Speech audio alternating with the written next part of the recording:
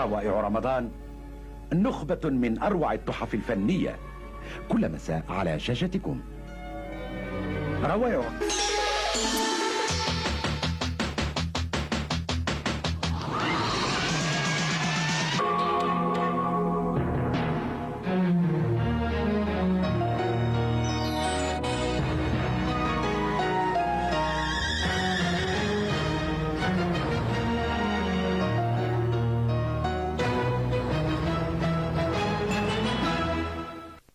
إلى اتفاق مبدئي يقضي بضرب العراق، فيما أفادت أوساط فلسطينية عالمة أن الرد الإسرائيلي قد يتوجه إلى مقرات منظمة التحرير الفلسطينية في تونس. وبخصوص القصف العراقي على الجبهة السعودية، علم أن القوات الأمريكية رحلت عددا من الرعايا الأمريكيين من شرق العربية السعودية هجرة مكثفة أخرى من إسرائيل هروبا من قصف الصواريخ العراقية. وأنس بوسلنتي.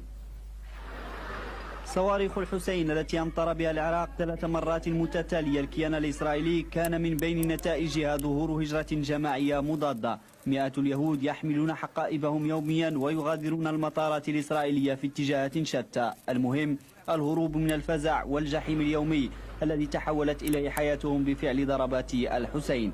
أهم نتيجة كذلك هي أن لا أحد الآن يجرؤ على الكلام عن هجرة اليهود السوفيات والتي كانت من أسباب التفجير الذي تعرفه المنطقة. فبقدرة قادر اختفت الأرقام القياسية التي كانت تطلع علينا بها كل شهر الوكالة اليهودية عن الآلاف المؤلفة من المهجرين.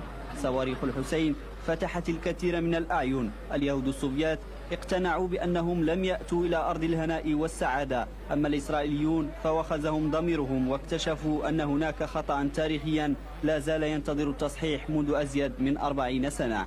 لكن تل أبيب منشغلة حاليا بالتباكي على الحلفاء، طلبت اليوم من واشنطن مساعدة بقيمة 13 مليار دولار للسنوات ال5 المقبلة. أما ألمانيا فخصصت مساعدة وصفتها بالإنسانية تقدر ب 166 مليون دولار، لكن على من ستصرف ذلك إذا ما استمرت وتيرة الهجرة المضادة؟ في المقابل فلسطينيو الأرض المحتلة بدأوا يعانون من نقص في المواد الغذائية من جراء حظر التجول المفروض عليهم منذ اندلاع الحرب، كما أن 140 فلسطينيا جرحوا برصاص قوات الاحتلال.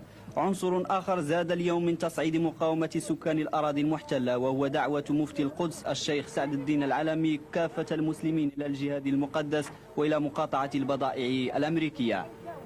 وبخصوص آفاق الحرب مع العراق، اعتبر وزير الدفاع الفرنسي شوفينمو أن الوضع لن يتضح قبل شهر مارس المقبل، وأوضح أن معلومات باريس تؤكد أن العراق ما زال يمتلك كميات هائلة من الصواريخ والأسلحة الكيماوية. وعن بداية تحول الاستراتيجية الحربية العراقية نعود مجددا إلى أنس بوسلنتي. على الجبهة هل بدأ التحول؟ الكل تساءل اليوم ما إذا كان العراق قد بدأ في تنفيذ استراتيجية حربية جديدة. مؤشرات ذلك وقوع أول مواجهة برية بين القوات الأمريكية والعراقية. البنتاغون اعترف بأن 2 من جنوده جرحا خلال هذه الاشتباكات، لكن الناطق العسكري الأمريكي حاول تجاهل الأخبار الواردة من طهران. فالإذاعة الإيرانية والتي تميزت بحياد إيجابي لحد الآن تحدثت عن شن القوات العراقية لهجوم بري واسع، بل وأن الجيش العراقي تمكن بعد هذا الهجوم من السيطرة على عدة مواقع حدودية سعودية فر منها الجنود السعوديون. وحدها الساعة القادمة ستقول ما إذا كانت اشتباكات اليوم هي بداية المعارك البرية أم لا. في المقابل طيران التحالف لا زال يواصل غاراته على مدينتي البصرة والفاو، غارات كلفت لحد الآن الدول